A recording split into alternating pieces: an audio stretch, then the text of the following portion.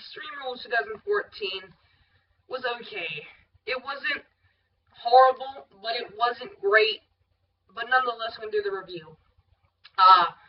Pre-show match, WLC match, a very fun, entertaining match. Didn't see the whole thing of it, but El Torito won, but I heard it was a very fun match. I love the whole thing with the midgets and or the little people, with the Micro Cole, WBL, and you know, Jerry the King Lawler. You know, the impersonators of the commentary team, and then had the little referee and the little announcer. It was a very good match, El Torito versus Hornswoggle. Very fun match. I shouldn't say very good match, but El Torito, a very fun, entertaining match, and unfortunately for Hornswoggle, he just came up a little bit short. And but now we get to the first match of the show, and or the part of the show. The opener was a triple threat match, or a three-way dance. If you don't know what that is it's where one person, once you get eliminated of the triple threat match, then it becomes a one-on-one scenario. ECW traditional kind of style rules. Rob Van Dam versus Jack Swagger versus Cesaro, and I gotta say, this was a very good match. Probably, to me, the second best match of the night, and I thought it was going to deliver, and it most certainly did. There was a lot of cool spots they did. Cesaro just looked very, very strong in this match with his with the suplexes that he did, the gut wrench suplexes, and the series that he did to RVD. Swagger got eliminated about 5 to 6 minutes into the match, possibly about 4 or 5 minutes in the match, and he got a 5-star frog splash. There was a couple uppercuts by Cesaro, which was pretty cool. Everything was timed very well in this triple threat elimination style match. And Cesaro, the right move, the right call, and the right way of booking it, Cesaro defeated RVD, and Cesaro won this match. And this really helped Cesaro get over in the coming weeks and stuff like that. So I like that. Cesaro went with the neutralizer on the trash can that RVD had brought out. Very cool stuff that they did here in this triple threat match. Now we get to the second match in the first hour.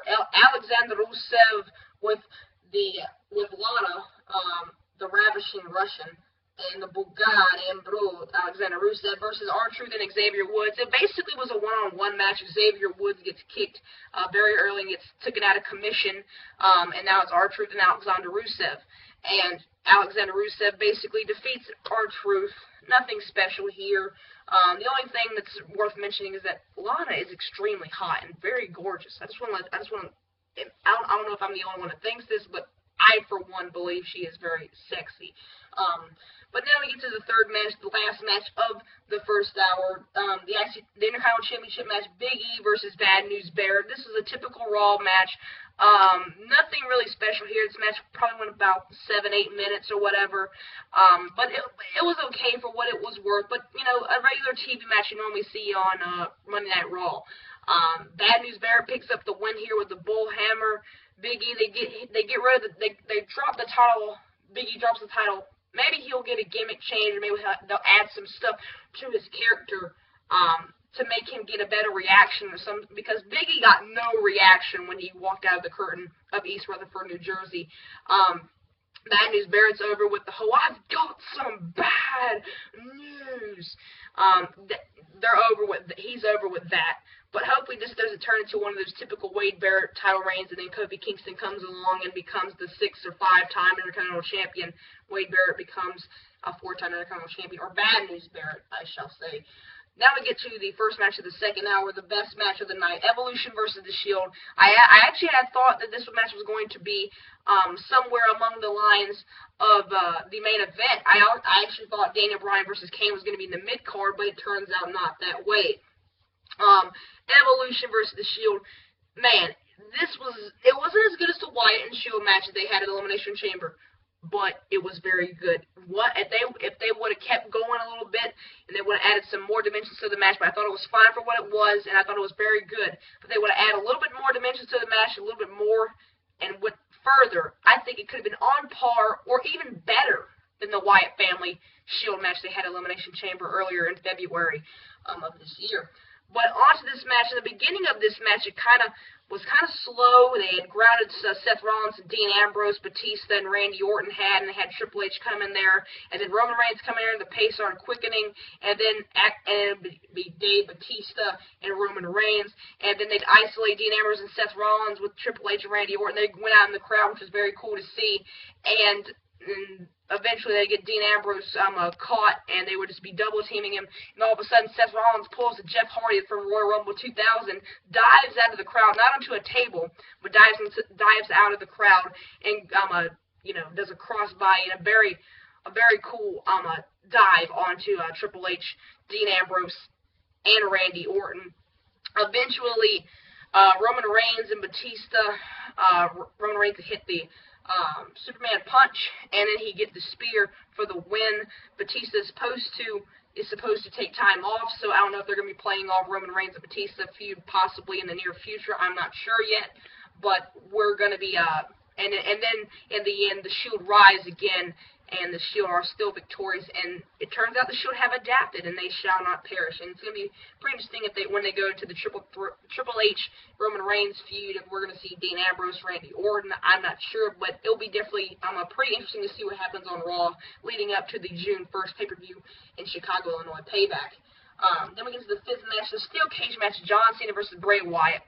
I actually somehow thought that this was going to be better than their Mania match, but then I was thinking, you know what, I don't think it's going to be as good as their Mania match because it's going to be another PG steel cage match. And I was FaceTiming John from the Anything Goes show, or some people know him as Mr. Charisma from Anything Goes show, and we FaceTimed from the 5th match to the start of the 7th match, which was the main event. So from the steel cage match, the Extreme Rules match, we knew that it was going to be confined, and we knew that somehow, some way, they made Bray Wyatt look weak.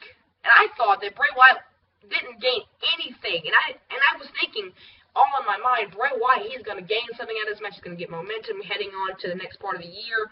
Maybe this, they're doing the whole thing, which Cena's trying to get to his head. But then I was like, oh, well, Cena, he's cracking jokes, and that just doesn't seem to faze him much. And then I finally get the full picture, and it does nothing for Bray Wyatt now that Bray Wyatt has defeated Super Cena. Eric Rowan and Luke Harper, the main story of this match, Bray Wyatt and Cena. Bray kind of, more like any other Cena match.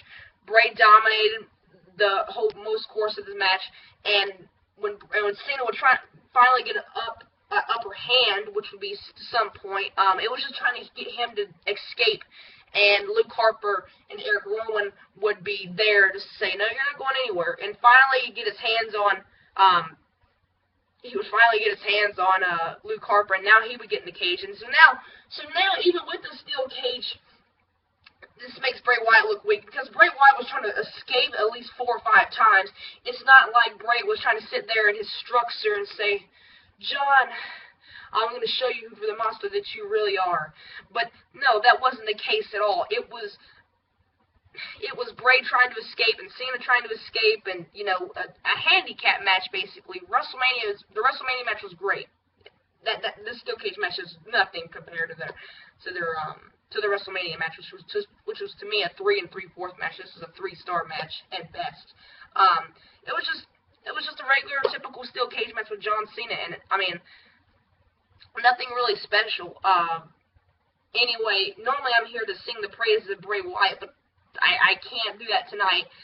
This match was just not good. It wasn't that good. And Bray Wyatt, Cena would go to try to escape the cage after, interference from Eric and interference from Luke and everything like that, and having Bray Wyatt down. All of a sudden, you'd hear the static, and then the lights would go out, and then you hear this more voice, he's got the whole world in his hands. And then when the lights are dimmed down and you can only see this little kid, which would be named Little Johnny by Bray Wyatt, not Little Jimmy, Little Johnny, singing that song, and John Cena's like, Bray Wyatt would get to Sister Abigail and walk out of the steel cage holding Little Johnny's hand, as well as leading the Wyatt family. It was a cool ending, but a bad match. I'm not going to say it was horrible, but it it didn't exceed, or it didn't level to my expectations. Then we get to Tamina and Paige, and people are going to be like, you should be happy that they're giving the Divas time and for a match or whatever, but this had no build. I had no interest in this match at all. Tamina versus Paige. The only cool thing was that Paige had to go for a Hurricane Rana, and then she got kind of mini Cesaro swinged by Tamina onto the barricade. Paige wound up winning. Okay, that's great.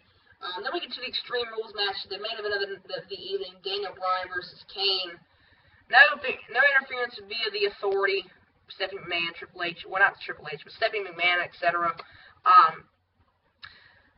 It would just be Kane, dominating, and then finally they'd go out into the back, and then they'd, do the whole car, glass, bumps, and everything like that. Normally just brawling out the back. Now finally, Daniel Bryan would use a crowbar and knock out Kane, and then Kane would have to be lifted via a forklift, which was pretty ingenuitive, I guess you could say, and then very creative. Daniel Bryan then wheels himself out to the arena, and then he wheels him to the ring, drops him off, and then he gets on top of the forklift and does the diving headbutt, which was pretty cool to see. And then eventually Daniel Bryan would be closing out for the victory. However, he'd go for the outside dive, and then Kane would catch him for the choke slam. Kane would get him right back into the ring, and then Daniel Bryan would kick out, go for a tombstone. That wouldn't work. Label lock for Daniel Bryan. That would not work. Kane would get out of that. Daniel Bryan, then they had the whole table spot. Kane lights the table on fire, and then Kane gets pushed from Daniel Bryan or yanks the ropes back, and then Kane would fall, and then they had the whole fire extinguisher thing, and then Kane would be like, oh, I'm on fire, and get back in the ring and get kneed in the face. 1, 2, 3, Daniel Bryan wins. And then Daniel Bryan at the entrance ramp, at the top of the entrance ramp, and all of a sudden, Kane is back up again like nothing happened. So, yeah, that really fazed Kane. Anyway, guys, this is my Extreme Rules pay-per-view review. Hopefully you guys enjoyed it, and thank you for watching very much, and feel free to hit the subscribe button. And that's pretty much it. Deuces.